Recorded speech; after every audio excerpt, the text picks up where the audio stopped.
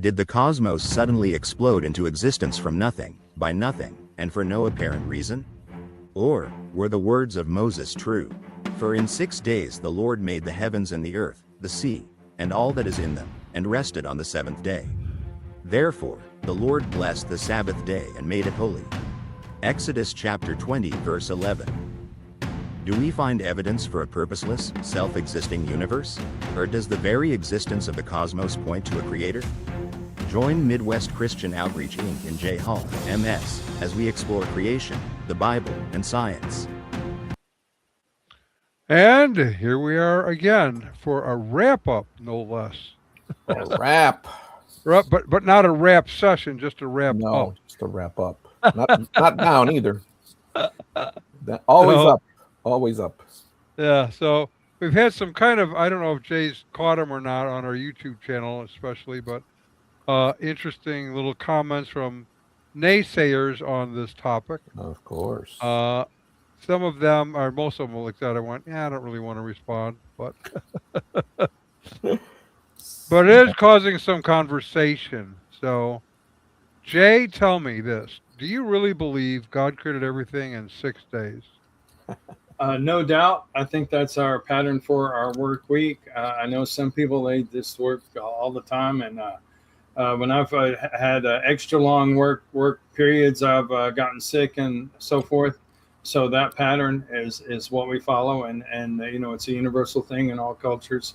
And, Exodus 20:11 makes it pretty clear that the pattern of creation week is our pattern for work. And it's nice to have a day off work. It's really neat. That is true. It totally is. I rarely get them, but I should take them more often. I think. I'm thinking that's true.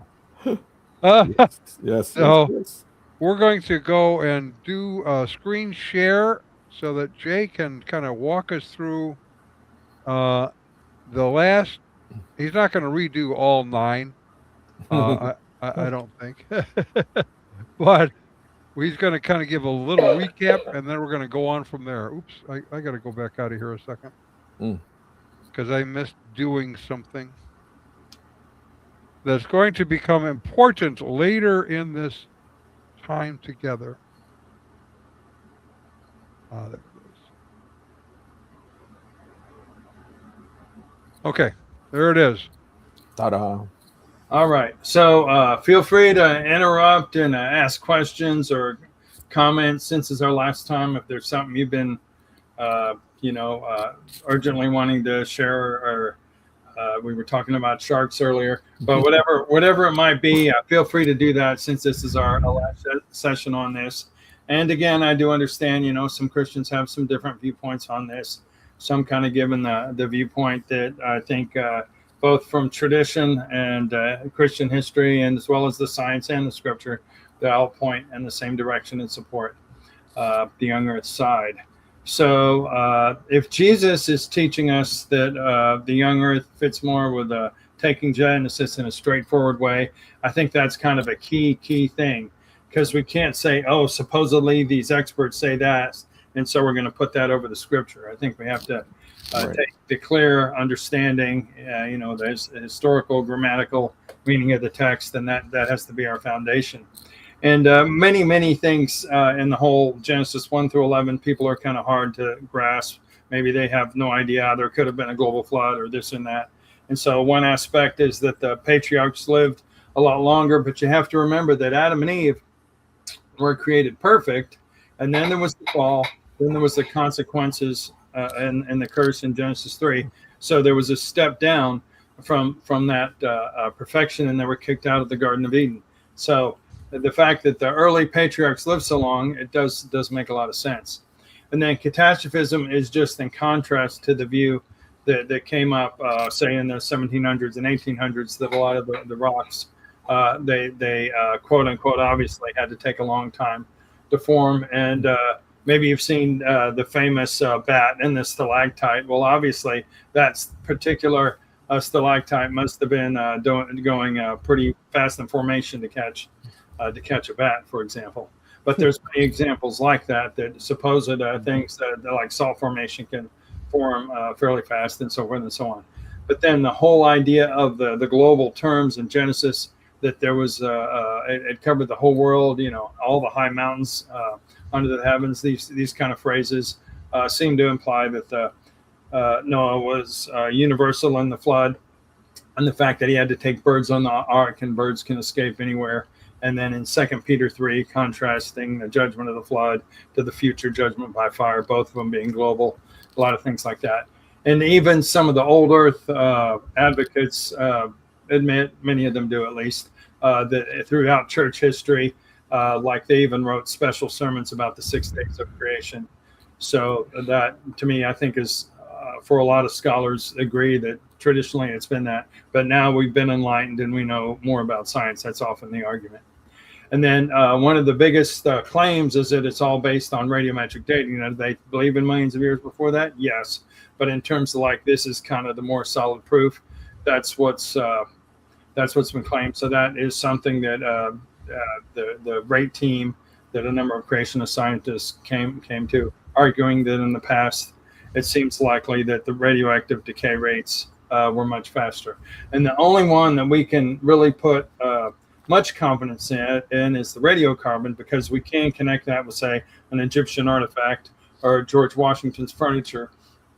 But even that only goes back so far. And when we take that method, which has a certain level of reliability, and apply it to things, say, in the fossil record that are supposedly millions of years, they give dates in, say, the tens of thousands of years, which is a great contrast to what they're saying.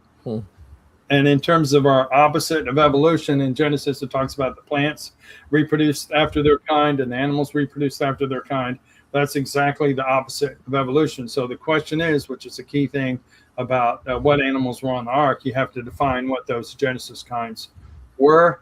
So there was a shark fairly recently discovered way deep, and it holds its mouth really widely open, and the teeth structure is a little bit different. But you look at it, and it has a kind of the long nose type structure. But you look at it, oh, it's a shark.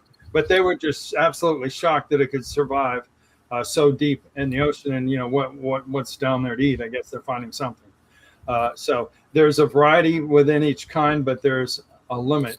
A turtle can't turn into a mouse. Whatever things you put together, no matter what supposed transitions they supposedly find. And even Darwin and evolutionists today admit that they don't see these missing links between the steps. And so, like Brother Don has pointed out, people like Stephen Jay Gould admit it, and just supposedly evolution took kind of giant jumps, and it happened so fast they didn't leave any evidence in the fossil record, which is an excuse. So, and then my claim is that not for everybody, but for some that take a more quote unquote theologically liberal view on Genesis, often it leads to other issues that aren't good. And then a lot of our opposition is the big government entities and organizations that push science, even those that say control the libraries. Yeah, I've seen some creation materials in libraries, but overall it's evolution. So that's a summary of our key topics that we've talked about so far. And again, feel free to interrupt, ask questions, comment. Right. And if you're interested, go back. These are still all online, and they'll be online for as long as we have a website, I suppose. That could be a long time, according to evolutionists. Well, yeah. But if I pass away and no one else carries it on, it's just going to go away someday. That's true. Cool. So I have another question on radiometric dating. And the question is, how do they arrive at how quickly the radio activity or whatever that they're measuring, how do they come to a conclusion on half-life, for example? It bothers me because it seems to me you would have to have a start point that you can measure. You can actually know it started here and here's where we're at now. So you can. Do they actually have that, or are they just assuming it into their program? Yeah, it's almost like a both and. So there's a way to directly measure it. I'm trying to think of on potassium and argon if it's a direct change or there's steps to it. Because uranium to lead, that's the one that's quite complicated. But let's just say potassium is turning into argon. and you put it into the laboratory, and you notice you count the isotopes of one, you count the isotope of the other, and you find that ratio. But what's interesting is in the rocks directly, say some of the geochemistry people, there's another way to kind of like as an intermediate way to measure it. And what's fascinating is those two, they're not way off, they're similar, but the fact that they're not exactly the same is interesting. There's a difference when the chemistry people measure it one way, and when the physicists measure it in the lab, they don't actually match, which I find that quite fascinating. Well, right, but a part of the question I think I'm asking is this. If you're starting with something that you know it starts here and it ends here because you have a physical way to find out when this started and where it's at now, how can you do that, though, if it's something that started, say, 12 million years ago? How do you get on the other side of that? Or do you just have to assume your science into it and say, the science is accurate, because it doesn't deviate? Well, that is exactly a philosophical point, and that some of the philosophers of science have used exactly what you said to argue against that the old Earth case is open and shut. That's exactly it. So we know that right now we can measure it. It's fairly consistent. There seems to be certain situations that can affect it, like fast running water and some other environmental things. But in the most ideal situation, that's what an atomic clock is. It's doing that exact sort of a thing, and it's very, very consistent. But has it been that exact same number, say, 1 million years ago? We can't get at that. We don't have a way to get at that. Right. So that is just an assumption that is used to try to have a dating method that, quote unquote, seems to work. Right. You have the same thing with starlight and time, a la Hugh Ross, for example. Is the assumption is that it always is a consistent 186,000 miles per second. Right. And has always been that. How do you know what it was 5 trillion years ago? How do you, or do you just assume that? Right. And how can you determine that it was that type, that length of time? Maybe it was shorter. Exactly. That's exactly my point. Right. Is we're relying on maybe educated guesswork, but guesswork nonetheless. Exactly. And assumption that because we're now measuring it, and we have been measuring it for X amount of time, and it has very little variation, if any, that it never had variation. It never was faster or slower. It's always been a consistent rate. But how do you know that? We can't.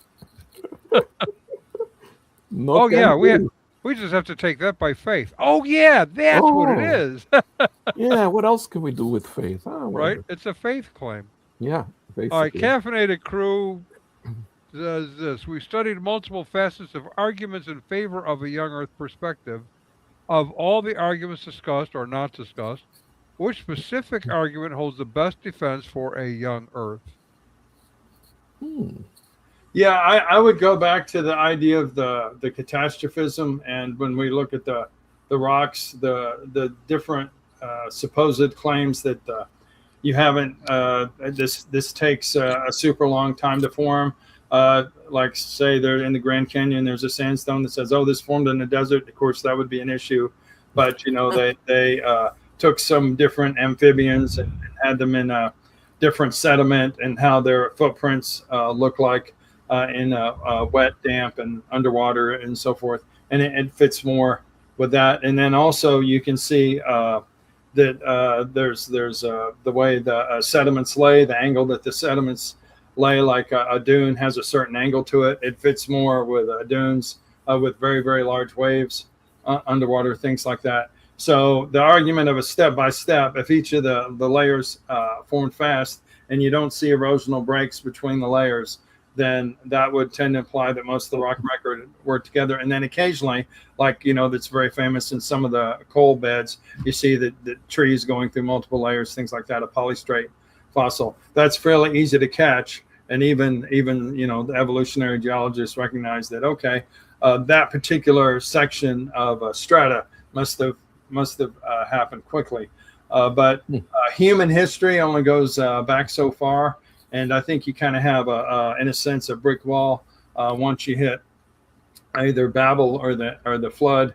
And so even Georges Cuvier, who is considered the father of paleontology, realized that all of these flood legends, because as time goes on, different legends kind of get distorted. Right. Like King Arthur or whatever it is, over time they get a little bit weirder. So these flood legends of the world point to a real event, and it couldn't have been many, many thousands of years before that. And so most of the rock record came from Noah's flood, and then from flood legends of the world, it seems that it couldn't have happened that far back. I have a friend who's done stuff on population growth and the numbers, and I don't recall how he does this exactly, but if you work with the numbers of the population now and start working backwards to about how many were born at different times, what you find in that is, and that's, making room for wars and illnesses and different things that happen, is you get to about 6,000 years of human growth in population. So it all seems to sort of converge in that area, 6,000 years or so of life on the planet. Now that doesn't necessarily mean the planet was created 6,000 or 8,000 years ago, but it seems to coincide awfully closely with what the Bible says. Right. I remember when I was teaching in public schools there, going into the history when they're talking about geography, or world history. Let's put it that way. Yeah, world history. And they would start off teaching about Mesopotamia. It was the first civilization that was civilized, quote unquote, and which kind of, needless to say, it coincides with Nimrod and the Tower of Babel type of thing, because that's where it says that around that area was where civilization actually did begin, and biblically it kind of alludes to that as well. So, but what they do is they also go backwards, the whole thing with the caveman situation, and then finally they got to this part here, and this is where the actual civilization started. So it's interesting that this particular section of what they're talking about in history kind of coincides with the Bible, but instead of starting there, which is kind of where, around that time you would say, after Adam and Eve and all that, they don't go to that. They go to something else to explain that lapse of time, or whatever you call it. So it's very interesting to me that they use these again, they're assumptions, because there's no, they only go back to this point. Why only to that point? Why isn't there anything beyond that they can actually point to?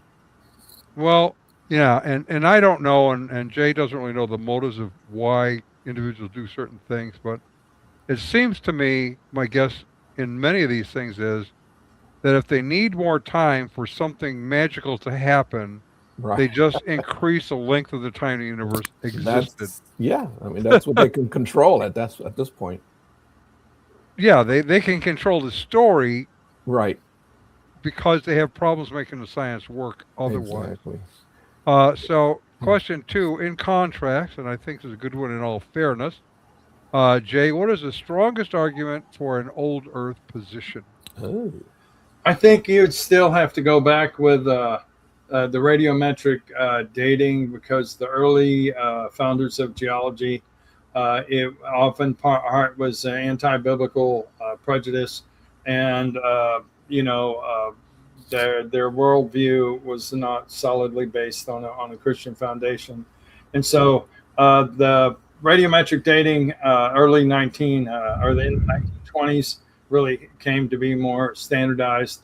And so if you just look at 1900, even the uniformitarian geologists who said most things happen kind of slowly, you get a pretty wide range from a matter of millions to billions to almost infinite. Of course, the universe is running down. There's entropy. The universe itself can't be infinite, but almost like that, many billions, more than the 4.5 billion. Some even went that far. So they had no yardstick to kind of come up with some understanding, because even today at least, the catastrophism admitted, and you have things like, the theory that a big rock from space is what the dinosaurs died from, but that had catastrophic effects. Basically, you cause continental floods because the tidal wave goes over a large part of the continents and carries deposits, and then things like I said, Mount St. Helens, and where we've been able to see these catastrophic deposits created before our eyes, and things like Krakatoa, large volcanic things. We've seen these in recorded history, so we kind of know what they do. Yeah. And I would say on the progressive creation view, Hugh Ross, the strongest argument I believe that he has is starlight and time. That's kind of a go-to for him, and it's a powerful one. It's a great question to ask. My disagreement with him happens to be theological, not necessarily science. I think there's answers to his question. But if his view is correct, then we have sin in the world prior to Adam and Eve even being created. Yes. Or sinning. I think that really conflicts with the biblical teaching. So for me, it's a question of theology. Yeah. The second is that on the day-age theory, I still come back to the question, which we did real early on: how old was Adam really? Because if each age is a long period of time that then ends and another age begins another long period of time, and Adam was created on the sixth day, creation time, lived through the sixth day into the seventh day, another 1,000 years or 900 years. How old was he really? Was he like 12,000 years old? Or yeah, or 1 day old? Yeah. Yeah, exactly. I mean, I think that creates a real problem for them. So they have strong arguments. Don't kid yourself. As though you can shoot them between the eyes with a young Earth position, and they'll fall down at your feet and say, "I missed all these years." Probably is not going to happen. Right. But we have the same problem. We have to answer certain questions. Sure. Like starlight and time. Yeah. Is he a proponent for the gap theory? I don't remember. I'm sorry? Is he a proponent for the gap theory? I don't remember. Hugh Ross. No, he's not. Okay. No, his view, this is a day age theory, so yeah, it's a little different then. Right, you had age one of some unknown amount of time, where things happened and formed and grew, and then you have age two, day two, which is another age of some unknown time. So he doesn't quantify the amount of time. So he's taking each day as a certain amount of time, but unknown. Unknown. Well, he might have something. I haven't read. He might have an idea. Yeah. But I, to my understanding, what I have read of his stuff, he hasn't demarcated it and said this many thousands of years or millions of years, this many on each of them. Just that you had 6 creative periods of time. So that's where he's coming from. Okay. Right. So he's given. So in his thinking, I suppose, he's giving the day, each day of creation that the Bible talks about. He's given it time. For example, God created all the plants and the trees and all the vegetation. So he's given that time to develop, I'm assuming. I don't know. Yeah, basically the planet had to grow up. Right. That's okay. Right. Yeah. Well, if God did it, I don't know if it had to be that way. Well, and that's kind of my point. Is that's what I'm God can, and I would suggest did, create everything fully formed and functioning. Sure, why not? Now, the comeback from not Ross himself, but others who hold this view, is that makes God deceptive. Well, on what basis? Because he's giving it the illusion of time. Well, no, he's not giving the illusion of age or time. Right. He's creating everything fully formed and functioning, which is quite different. And it's something that's created fully formed and functioning at 1 second old is just 1 second old. Right, exactly. That you look at it and perceive it based on your knowledge of how things work today. Yes. That it took time to grow. That's a misperception on your part. That's not what actually happened. Exactly. Yeah. That's true because, yeah, that's too crazy though. Well, These yeah, people are you know, coming up with stuff. we need to be as kind as we can in these arguments Yeah, because the truth is, and you know, we've talked about this a lot, James, you and I and yeah, others. yeah. There's a lot of things in mechanics of how God does stuff that we Right. just don't know. We're Exactly. guessing based on the available information. Exactly. And the truth is, we all have the same available information. It's how do we How interpret do it we? Yes, yes. that brings us Yeah. to our conclusions. So Yeah. Otherwise, we're going Yeah, in the weeds and the deep in the weeds. Go ahead. we had a now, thunderstorm last week and lost power, which is why I Yeah. disappeared rather Oh, suddenly. Uh, but I thought Jay was making a really, really good point about the censorship that takes place. hmm And I don't know if it came up or not, but I wanted to point out that that is not limited to the young Earth position. That is, if you're into intelligent design, Oh yeah. intelligent design is age neutral, right? right, It's just saying evolution can't be the whole story. It's not Right. dealing with the age or the time it took. It's just saying right, DNA is not the kind of thing that evolution could have produced. And Right. so the intelligent design guys are presenting massive amounts of evidence, hmm okay?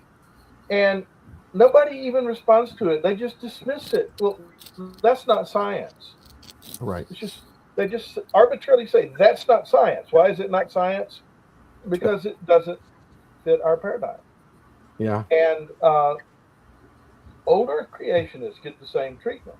Anybody who denies a common ancestor for all living things is not science. Okay. So if you don't like it, you just say it's not science and dismiss it. And this is of course often very, very unfair. But there are times when I can understand why uh, a secular science feels that way. And the one thing that I notice is when we speculate that, well, maybe E hasn't always been EMC squared, MC squared. Maybe light was traveled at a different speed earlier, because absolutely fundamental to the practice of science is the assumption that natural laws are reliable and consistent. If repeatable experiments, replication, Right. if I discover that water is H2O in my lab today, I can assume it's going to be H2O in somebody else's lab on the other side of the earth, or if there's a scientist on Pluto or on a planet orbiting Proxima Centauri, it's going to be H2O. That assumption that once you've actually discovered the law, that's the law. Mm. right, That is considered to be essential to the very existence of science. So when we start throwing out the idea, well, maybe light hasn't always been 186,000 miles a second. It's true. You can't prove it hasn't that it has always been. right, You can't disprove that it hasn't always been. But I can understand why a practicing scientist would hear that and just immediately decide, yeah, that whole "it ain't science" narrative, Right. that's all I need to know. Right. It's a knee-jerk those- reaction. Yeah. And so if we're going to use that argument, I would suggest we need to do some real thinking about how to frame it and how to right, present it, because Sure. it really hurts us in terms. I'm not saying it's fair. I'm just saying that's the way science is practiced. That's the way it's done. And the average scientist who's not an expert on these things is just going, when that's challenged, He's just going to say, "Oh, this is over. Can't even have Yeah. a conversation." That's not science. I'm done. Yeah. It's like, yeah, we can't underestimate how fundamental that particular assumption is. And it's thought to be, even by many Christian scientists, absolutely essential to the idea that science works and that we can ever depend on its results. So that's something that's part of the dynamic that I think creationists, whether young or older, maybe need to think more about, because there are times I don't think we're really giving them an excuse for that argument, but I can understand why they think we are. Yeah. Okay. Are we ready? I think we're ready. So I didn't come up with this way to regard these verses. This is a phrase that Terry Mortensen, with Answers in Genesis, put in his book, Coming to Grips with Genesis. So Mark 10:6, that in the beginning of creation, God made them male and female. And then the other verses related to the prophets. And basically, there's numerous places in Scripture where you have the beginning of the world and then something related to humanity and connecting those two things. Mm-hmm. These are three examples that Jesus said himself. Got it. So, right. So it seemed to indicate at least that Jesus, who is not only a human rabbi, but was God, believed the the narratives in Scripture, which would make it a young Earth position. Yeah, I wonder why. Yeah. So here we have. If he was there, he would know. Amen. Amen. So it has the phrase "from the beginning of creation." So not the beginning of marriage or the beginning of civilization. James, what you were talking about. Right. And the scriptural idea is, early man was smart. They lived for hundreds of years. So kind of like Groundhog Day, you could learn everything. You had plenty of time. Yeah. So it talks about early metalworking in Scripture. And even there's some evidence that even China had aluminum. How in the world did they get that? Aluminum has to be extremely hot. If that's legitimate, that's mind-blowing. So that would put Adam and Eve at the beginning of creation. Again, day 6, it's pretty much the same thing. And if we stretch out our little map of time, it's, we couldn't discern the difference between day 6 and 6,000 years ago, because the time little segment, if you have a little thing you're zooming up on or shrinking it down so you can see a whole map of the world, the scale gets compressed than it is at the beginning of creation. Mm-hmm. So the other one is in Mark 13. For those days will be a time of tribulation, which has not occurred since the beginning of the creation, which God created until now and never will. Unless the Lord had shortened those days, no life would have been saved. But for the sake of the elect, whom he chose, he shortened those days. So tribulation, terrible times, whether it's earthquakes and disasters and wars and rumors of wars, plague, famine, whatever those things may represent. Some of your great-grandparents may have, I'm trying to say everybody's young, may have gone through the Depression, a terrible time. But obviously that wasn't the most terrible time of all human history. So people experience tribulation. It puts this tribulation of all human history and then connects it since the beginning of the world. And so humanity's existence and the beginning of the world are put together. There's not millions of years between those two. Good point. And then regarding Abel and Zechariah, Abel was the first martyr, and Zechariah, in terms of the biblical prophets, was the last one.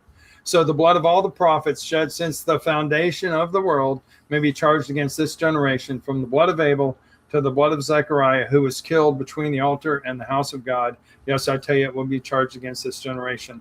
Now, this one's from Luke 11. So A to Z is a way to remember it, and of course the alphabet. So Abel is not the first prophet. I would say Adam had a prophet role as well, but in terms of being martyred, Cain slew Abel, and then Zechariah, same sort of aspect. The last martyred prophet.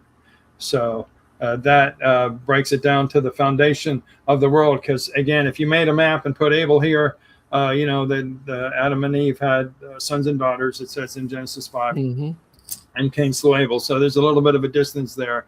Had to be old enough to have those things happen. But anyway, once we shrink all that time level from 6,000 years, it's basically still at the foundation of the world. So it gives the same argument. Right. All right. And I love Matthew Henry. A few months ago, I saw a great documentary biography, and it's not a dramatic story like this recent one about Wilberforce, but it was more like a documentary where they go to all the places that he lived, his childhood home, and so forth and so on. Very, very touching. About an hour long. I forget the exact name of it, but a well-respected commentary. So this is how he explained it: that they must expect no other than to be reckoned with as the fillers up of the measure of persecution. They keep up the trade, as it were, in succession, and therefore are responsible for the debts of the company, even those it had been contracting all along from the blood of Abel when the world began to that of Zacharias. So it's that Jesus is saying all of this collective judgment is going to come down when the temple in Jerusalem is destroyed in 70 AD. So Abel is not, day 6, a little bit down the road, but basically that's still in the early period of the world, when the world began, not separated by many, many tens of thousands of years or millions of years. Right. So the correlation there, that is fairly connected to the beginning of time, or beginning of the creation of the world and all that. Gotcha. I'm not sure how much weight those verses can bear. It doesn't look to me like Jesus is making a statement about this question. From the beginning of creation, Adam was from the end of creation, day 6, not the beginning, day 1. So if Jesus was making a careful statement about how long the days were or when the days were, I think he would have phrased it differently. But he's just saying, hey, from the beginning of the world till now, whatever time that is, it's all covered. There wasn't a tribulation like this, etc. Doesn't look to me like Jesus is trying to make a statement about the timing. He's simply making a statement about the totality using the idiom that was available. That doesn't prove Jesus wasn't a young earther, but I just personally question whether these verses will actually bear the weight that Jay wants to put on them. Okay. Yeah, I appreciate that. I would just bring out the point that I brought out earlier, is that these are, for the most part, ignored and not dealt with. You gave a possible way of looking at it. For me, I think it's fairly straightforward. And again, pray about it. Ask the Holy Spirit to help you understand the scriptures. And again, use the tools, the original languages, the historical context, all of that's important. But overall, throughout the time since the old earth has held a strong view, those verses are mostly ignored. Very few of Christian commentators and so forth even deal with it. That's kind of the point I'd like to bring out. Do you not know? Okay, so who would like to volunteer to read this one? Me. Who was that? Oh, that was me. Sorry, that was my other me. Do you not know? Have you not heard? Has it not been told you from the beginning? Have you not understood since the earth was founded? He sits enthroned above the circle of the earth, and its people are like grasshoppers. He stretches out the heavens like a canopy and spreads them out like a tent to live in. Isaiah 40, 21, 22. Okay, so clearly he's talking about, to the Jewish nation, the chosen people. But I think it's often a global thing as well. And from the beginning, since the earth was founded. So, and even gives some science there, the circle of the earth. So from God's perspective, let's see, there's my globe back there. From God's perspective, right there. Oh, yeah, there it is. The earth looks like a circle because God looks from all angles. So I take the book Eternity in Their Hearts, Don Richardson. It's very fantastic, very much supports creation. Many of these different tribes, many parallels to Genesis, as well as the global flood and things like the fall and the Tower of Babel, the confusion of languages. There are many, many parallels to different tribes and their traditions of creation. And so Adam and Eve taught to their children. Some believed, some didn't. That settled down. Apparently, there were very few people that were worshiping the true God at the time of Noah. Only 8 people were on the ark.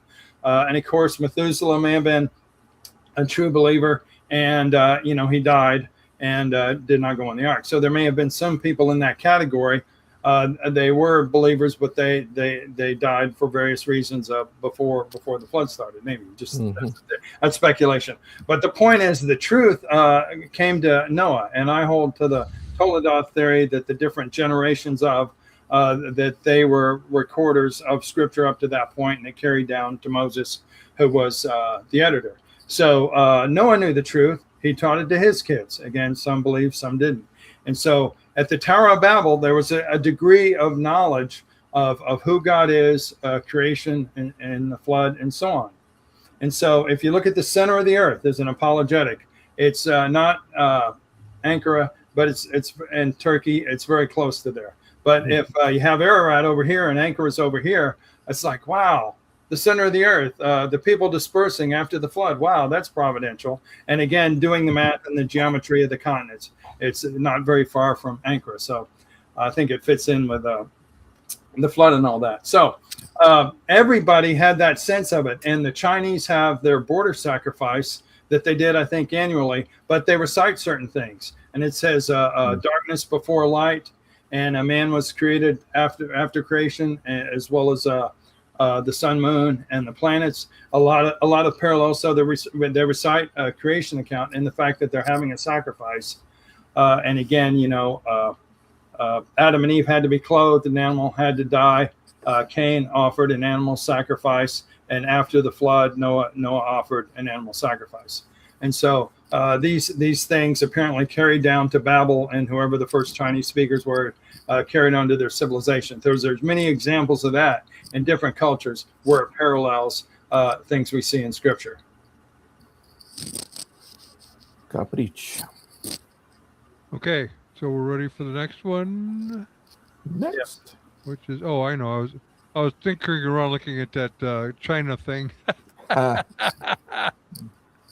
Cheater.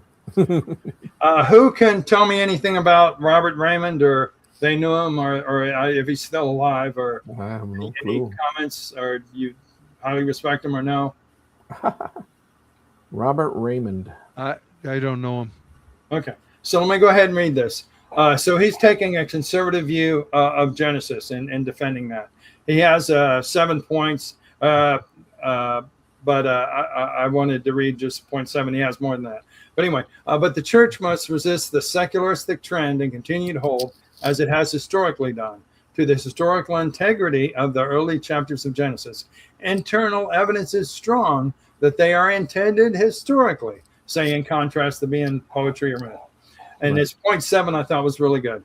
Finally, the integrity of our Lord's own teaching is at stake. For in Matthew 19 and Mark 10, he refers to the creation of man in such a way that is beyond question. And that he had Genesis 1:27 and 2:24 in mind. And that is something from Genesis 1 and something from Genesis 2, because people try to separate it. And he viewed these so-called two diverse accounts of creation as a trustworthy record of what took place at the beginning of human history. He also refers to the blood of Abel, Matthew 23:35, and the Genesis flood, Matthew 24. To question the basic historical authenticity and integrity of Genesis 1-11 is to assault the integrity of Christ's own teaching. Again, because Christ accepted these things as historical, we should too, in that general sense, not necessarily getting into the old earth, young earth issue. And I thought this was interesting. A new systematic theology of the Christian faith. and it has a whole lot of reviews, 4.8. So apparently they're a good group of people that think he's pretty good. Pretty legit.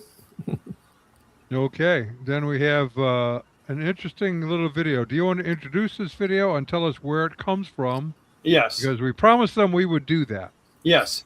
So CMI is Creation Ministries International. It's out of Powder Springs, Georgia. It's creation.com. How much of a nicer creation website could you have but creation.com? And again, AIG is also like a financial thing, so there could be some confusion. So they have on YouTube, it's just called CMI Video, and they have a playlist called Which Fits History Better. And so basically looking at various arguments that support the young earth. So I'm gonna let's go ahead and watch the video, and then I'll explain what happens when a star explodes. It happens in a couple seconds, and then there's several stages that it goes through. That's the key thing. And so there's an initial stage where it just blows up really, really, really quick, and it's even brighter than the whole galaxy. That one supernova is, from our perspective, is brighter than the whole galaxy, which is mind-bending. So let's go ahead and watch it, and then I'll explain more. Okay, and I want to say when before we turn this on, we contacted them to get permission to use this, so we are good to go with that from a legal standpoint. So if anyone complains, too bad. We're not listening.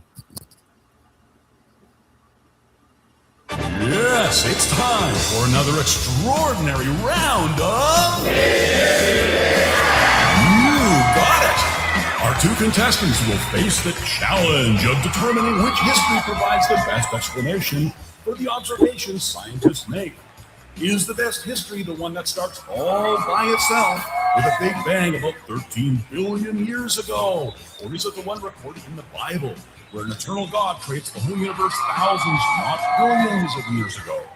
Now it's time to meet our contestants. On the right, we have Dr. Mo DeGrasse, astrophysicist, lawn care specialist, and host of the TV series Cosmic, a science fiction odyssey. Welcome, Professor. Hello, everyone. Just want to say, Isaac Newton is my hero. Okay. And on the left, we have Lara DeCruz, homeschooling mom of 8 from Hicktown, Pennsylvania. How are you? Oh, I'm great. Hi, kids. Go to bed on time. Dr. DeGrasse, let's get this started. It's your turn to pick a topic. Okay, I'll take an easy one.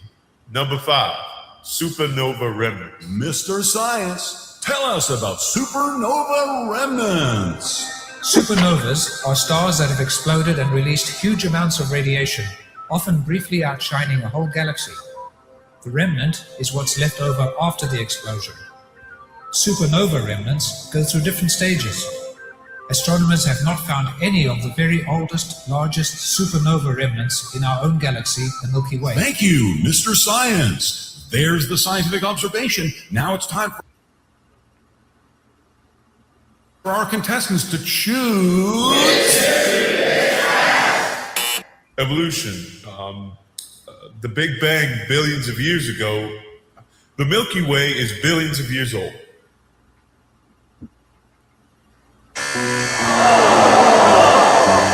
Looks like that's not the correct answer. The Bible? God tells us that he didn't create that long ago, so maybe the Milky Way isn't old enough for these supernova thingies to be that old? You're right! In a billions of years old galaxy, astronomers expect to see around 5,000 of the oldest supernova remnants. Since they haven't observed even one, the facts don't support the belief that the Milky Way is billions of years old. Fascinating stuff. See you next time on... Ridiculous. There's got to be a reason why we're not seeing those old supernovae. Well, maybe the reason is because the Milky Way isn't old enough? No, I'm a scientist, so I follow facts. But don't the facts about supernovas mean the galaxy isn't old? Well, I know that the galaxy is old and the Big Bang is a fact. So you ignore facts about supernovas so you can continue believing that the galaxy is old? Do you know that Isaac Newton was a young Earth creationist?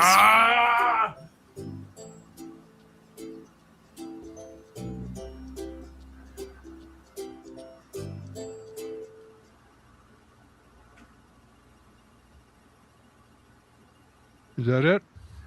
Yes. Okay. Yeah, and of course, one could say that was an argument from ridicule. So I wanted to give some of the basics.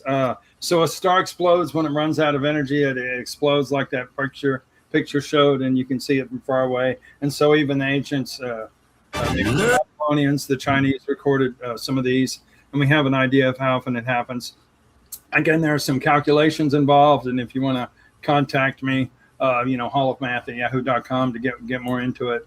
But the very first stage, because basically they get bigger, and three main stages. So in the first stage, it takes about 300 years. Okay, that's good with the young Earth viewpoint, no problem. And it gets humongous, about 25,000 times as big as our galaxy. So that part of the time frame, fine. Stage 1, no problem. And stage 2, this is where we get into it. So it takes, again, by mainstream understanding, about 120,000 years. And it expands to the point that it's not just the light year or a bunch of light years, but 350 light years across. So it's getting bigger, and bigger. So that takes about 120,000 years. So that can be an issue. So that's in the process. So is it in the early part of the 120,000 years or the later part of the 120,000 years? That's still okay. That's still okay within the young Earth idea. But then once we get to the next stage, stage 3, which takes millions of years, that mostly gives off heat. And that's the thing. I'm going to make a comparison with some numbers here that are fairly easy to catch. And you say, well, what about other galaxies? There's something called the Large Magellanic Cloud, I guess like Magellan, like that. And it also fits this pattern. So let me talk about the Milky Way first, then I'll talk about that other galaxy. So basically, if it's billions of years old, that is our galaxy, the Milky Way, you might expect 2 stage 1. And also that would, since that's the first stage, it doesn't take as long to for if you think the universe is young. We've actually seen 5. And based on the calculations, that's within the margin of error. Okay, now for the second stage, the old galaxy view says there should be about 2,200. We've actually found 125. Again, the whole process takes over 100,000 years, but 125 is a no problem. What we've actually found, 200. Again, not a big issue. And then the trick is the third stage. And that's where it's much bigger. It takes millions of years to go through that stage. And based on the old galaxy model, as in the video, it said 5,000, 0. We found none whatsoever. So the fact that we have not found any stage 3 supernova remnants, and part of this calculation, and you can go to creation.com, as I mentioned before, and just search that out. Supernova remnants. Just put that into the search, and you'll pull up some articles on it. And it did into the calculation like they're out there, but which ones can we see? That's part of this calculation. And as a confirmation, we go to our neighbor, the Super Magellanic Cloud, because there's a group of galaxies that's in one of those, our local cluster. That's why I mentioned that one. And so the old galaxy view would say there's 340 of these supernova remnants, and the young galaxy would say we should find 24 in our neighbor, and what we've actually found is 29, very close to the young galaxy prediction. So that's to put it in perspective. You can just go to creation.com and search supernova remnants. Cool. Okay, now we were talking about sharks in the ocean. This is, I think, possibly some creationists have brought this up, but it's in my book. Is a young Earth possible? And so, kind of like a pearl, the ocean floor in many places is covered with these manganese nodules, which are somewhat like pearls and grow from small bits of basalt, and they just secrete the material more and more, or basalt, or shark teeth, there we go, or clay. The measured growth rates of these nodules indicate an age of only thousands of years. Now, what am I doing? I'm taking the rates that we know now, and in my book, I talk about the slower rate, the higher rate, and the average, and different examples where we know it historically, because we know, say, maybe part of a ship sunk and it got encrusted onto there, different things like that, where we can get a definite date on it. When you slice it open, just like tree rings, that's what it looks like, the lower graphic. And sometimes they grow next to each other and they form like a pavement. Okay, so if the ocean is many tens of thousands of years or millions of years, well, there should have been another pavement, and then below maybe another pavement, another pavement. So when they drill through the ocean, they don't find tons of these manganese nodules. So it's a problem. So, and the straightforward, you take in a very, very straightforward understanding, the ocean as we have it now is young, and it's a fairly straightforward argument. Again, there may be evolutionary comebacks. I don't know all of them, but like I say, when they've drilled down, they have not found more of these. Okay, now we have another question. Is there room for an old Earth creationist view without jeopardizing the important biblical doctrines? There are many that hold that, and you could take the Schofield Reference Bible and others, and so there's. I'm just saying it's a mixed bag, and once you're a little more consistent, I think it can lead to stretching, especially sin, original sin, Adam and Eve being real historically, and the fact that the scriptures are just so clear about the universal flood. I don't think you can get away with admitting to a global flood and then saying it doesn't have the large geologic effect that, say, for example, the Grand Canyon, most of those rocks are the result of the flood. Right. So this kind of goes back to the creationism aspect. And who's ever heard of turbidity currents or turbidites? Either one. Yeah. Okay. Well, they have a very prominent aspect in the geologic record, and then how this came to be accepted, because the catastrophism took time, like the mega flood in the Northwest, and like Washington and the nearby state, the Great Scablands. That was recognized, until maybe the early 1960s. And there's, I mentioned before, the PBS Nova episode, Mega Flood, on that. So here's another example. So on November 18th, 1929, the Grand Banks earthquake shook the New England coast. A large mass of sediment rolled down the continental slope in the Atlantic Ocean, parts traveling over 500 miles. An amazing 13 transatlantic cables, for telegraphs, were broken. Some in 2 or 3 places. The implied mud flow, because this one broke, then that one broke, then that one broke, so they knew how fast it was going, was over 50 miles an hour. The last cable, more than 500 miles out, was snapped at around 13 hours after the earthquake. The resulting turbidite, that is the deposits that happened, covered more than 100,000 square miles. So you have a large deposit that happened quickly. This one was about 2 to 3 feet, but some turbidites are dozens of feet thick. And the diagram is called the Boona sequence. It says often this is how it is. There's variations, but you have laminated mud rock, and then siltstone from top to bottom, then sandstone, and then laminated sandstone. And notice that you have some waves in it in part C, where the water's turbulent, so it kind of causes ripples. And then at the bottom you have a graded bed, so finer sand, and finally at the bottom you have like gravel and smaller rocks. So it kind of has this sequence, and you find this over and over and over again in the geology. And there's things that are similar to it, but you have ocean waves, because part of the flood, in other words, the top above the arc, the water below the arc from when the highest mountains, it says it was whatever it was, 3 cubits or something like that. So there's a distance there. So there are times when the top deposits and how the water was rising, there wasn't a whole lot of distance there. So strong waves has a similar kind of depositional aspect in certain cases. So turbidites aren't everything, but it's something that formed fast and can form many layers. So another evidence of catastrophism.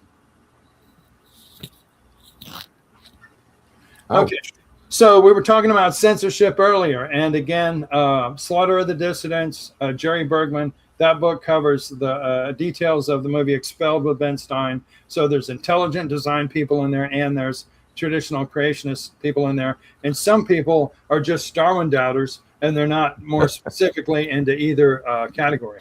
So my hope is that we'll have more people that are good thinkers, critical thinkers, and say evolution is wrong and take the next step, just like Philip Johnson did. So Philip Johnson was a law professor, so he knew about good arguments. So that's the type of person. He made a big splash in the early 90s. And again, that was in a different environment. Maybe people were more open to discussion. People were more open to debate. You know, in the early 70s, there were tons and tons of creation debates, Henry Morris and Dwayne Gish. And of course, the way I'm looking at it, you know, they won every one. Over time, how the interaction is on the origins issues changes. So this author about the primate myth makes the argument that it's very, very clear that there's some distinctions. Whether he holds to some form of evolution, I'm not real sure. But that humans are special, humans are unique. And of course, in the biblical aspect, we're made in God's image. So someone that's kind of outside the aspect of, say, geology or biology, where you have to kind of play the game or you get fired, that's where some helpful punches have been made in the evolutionary structure. We can go to the next book. Okay, who's ever heard of Tom Wolfe? All right, there we go. So at the bottom there, Tom Wolfe was a journalist and author of the Electric Kool-Aid Acid Test. I don't recommend you actually taking that test. Fire of the Vanities and The Right Stuff. The Right Stuff is about the astronauts. That was a movie. The Bonfire of the Vanities was also a movie. Oh, yeah. So he said this on CBS TV. I came to the conclusion that Darwinism, the theory of evolution, is another myth. And it's no use saying that human beings evolved from animals, because they're creatures with totally different powers. If you have the power of speech, that's also the power of memory. Well, I think a lot of people don't agree with me, but the problem with evolution is you have to wait 6 or 7 million years. It's a little hard to recall. And he said that on CBS, and he passed in 2018. So it's just called The Kingdom of Speech. I've read it. It's a very good book. And many people have come to that conclusion. Our abstract thought, our language, definitely Mortimer Adler, that was one of his strong aspects against evolution, the famous philosopher who was an editor of the Encyclopedia Britannica. Coming from a different angle, not those that have been brainwashed from geology or studying fossils, or where they have to accept this older view because they're a geologist. The people from some different angles have made some inroads to say, well, maybe evolution's not all it's cracked up to be. Maybe. Next. Yes, please. Okay. Who's ever heard of ground.news? A news source. Thank you. Appreciate it. I heard about it from my son. So it's good to hang out with younger people. Like I hung out with some, they wanted to go out to the downtown in Oklahoma City. The main area is called Bricktown, and go out and street preach and pass out tracts. I always get energized by some young people like that.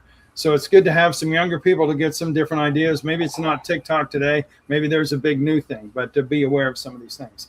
So anyway, I did a search that I think I've talked about before, young Earth, and then narrow it down, put geology, and then to really narrow it down, put thousands of years in quotes.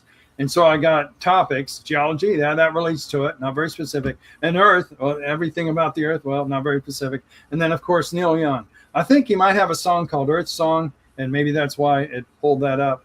And then these other graphics where it has newspapers means there wasn't a specific picture for that article. Fire rages for thousands of years during ancient global warming. Well, I don't think that's what I'm talking about. Something about NASA, the atmosphere on an Earth-like planet. Well, I'm talking about the Earth. It doesn't quite relate. And then Russia jails journalists for 12 years on treason charge.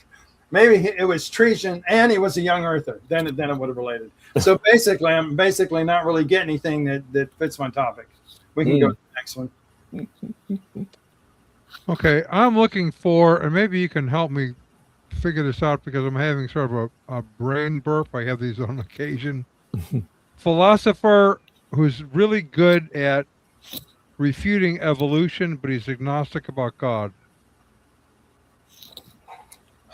No names, it'll come to me later. You don't mean James Lindsay, who goes against the woke? No. He's really good. No, it's someone else. He works a lot with intelligent design people. Oh, you mean David Berlinski? Yes, Berlinski. Yes. Yeah, David Berlinski. Yeah, he's a really, to me, he's a really important character because he makes a well-reasoned, solid argument why he rejects evolution, the theory of evolution, Darwinism, that sort of thing. And he also says, I'm agnostic about God. I don't know if God exists or not. And so his thing is not really about whether the Bible is accurate or young earthism per se, but that there's no evidence that the claims of Darwinism actually work in the real world. Yeah. I think that's a powerful ally. Yep. Thank you, sir. All right, and there we are. So how did I get this? On YouTube, I did the search Young Earth Science, which is kind of a phrase I'm trying to get across, because Young Earth Creation is yuck, like you don't like your green eggs and ham, whereas Young Earth Science is yes, it's positive. And so I like to get that going. And so when you do search that, you do come up with some results. And so it comes up with this speaker here who's actually trying to challenge the young Earth viewpoint, but he does it in a respectful way. So he's saying, well, what's one possibility why the young Earthers have their viewpoint? Well, maybe we're just misreading the evidence. And he goes into that. So I thought that was just the heading for a part of his talk. But it gives the exact phrase, Young Earth Science. So that's the exact phrase of his talk. And then it actually brought up part 5 of our series, Church History and the Young Earth. Again, that's my search, in quotes, Young Earth Science. And it pulled up these. These weren't the top ones. These weren't the only ones, but they were fairly near the top. And then this is an interview I had with Energeon Publications. Is anyone familiar with that one? Energeon Publications. No. I don't know a whole lot about them, but I think there were 2 hosts, maybe one or both were old earthers, and we were all respectful with each other like we're doing now. And so it's another example where even though, I'm very strong and committed on this viewpoint, I was able to hold my cool and not take my head off or anything like that. And they just call it Tuesday Night Hangout from, I think, some years ago. Hey. But anyway, the fact that those videos came up fairly near the top, I'm actually happy about, because in so many cases, there's like zip, there's nothing. So I was actually happy about that. Well, something you said earlier about some of the dialogues from, say, 20 years ago, that even though they held different positions, they were able to have cordial conversations and debates. And they don't really do that today. Well, culture has changed so much that if you disagree with me, that means you hate me, and therefore I hate you. It's hard to have a conversation with somebody that has that mindset. Yeah, they shut you down right away. And they do. Except they have a hard time with me doing that, because when they do that, I usually go, well, you could be right. I could be mean. I could be short and fat as well. But the question is, am I wrong? Let's go back to the question. Reroute. And again, I appreciate your support. You mentioned David Berlinski. In his book, Human Nature, he explicitly endorses a biological essentialism and realized that in the academic community, that is the traditional opposite of evolution. Again, I've tried to push the intelligent design community that well. There's been a little bit of success. If you look at Philip Johnson, the father of intelligent design, look at his first book. He mentions Access Research Network as his website, and they've published things that pretty much fall in line with biological essentialism. And so, and the other 2 books, Defending the Young Earth from History and Science. Now, that's kind of the way I plug it, but I actually get into philosophy. And again, issues like, could any of the constants ever change? I actually get into these issues, and it's very in-depth. They're very thick, and I like to use lots of illustrations. I like a book with pictures, and there's hundreds and hundreds of footnotes backing it up. And again, if you have any pushback or response, just shoot me a note, hallofmath@yahoo.com.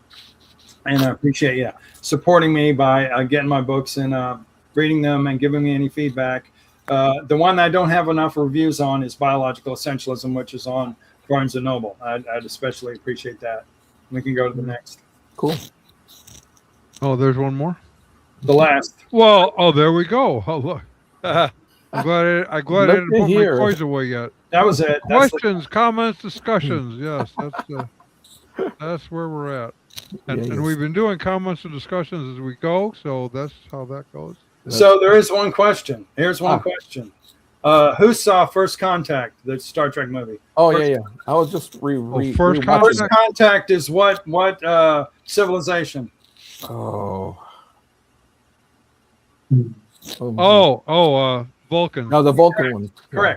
Correct. So the guy comes out of the spaceship and he meets the guy that invented the warp drive and shakes his hand and says, "Did you know the Earth is only 6,000 years old?" Oh, look at there. How fun. Yeah. I wonder they meant that to be controversial. Who knows? Yeah, could be. Yeah, you never know with these folks. There is a First Generation episode where somebody brings up evolution and Spock explains it. It is the theory, and he puts emphasis on the word theory. Yeah. That, you wouldn't find that in later iterations of it. No. And the one of there's 2 or 3 points where I love Star Trek, but there's 2 or 3 points where it loses all its credibility. One of them is when they say that we eliminated poverty on Earth. Oh yeah. No, you didn't, because you didn't change human nature. Right. Because you still have bad guys in your plots. Consequently, Yes. that has no credibility. One of the other ones is they have something evolve right in front of your eyes. And we've just witnessed the new stage of evolution. No, Yeah. Because if evolution were true, it would take millions of years for this to happen. Right. Even on the basis of evolutionary theory itself, you can't do that. And so, yeah, Star Trek, very interesting way of getting into lots of questions. The great thing about Star Trek is they often don't have the right answer, but they're always asking the right questions. And we know it's fiction. Well, yeah.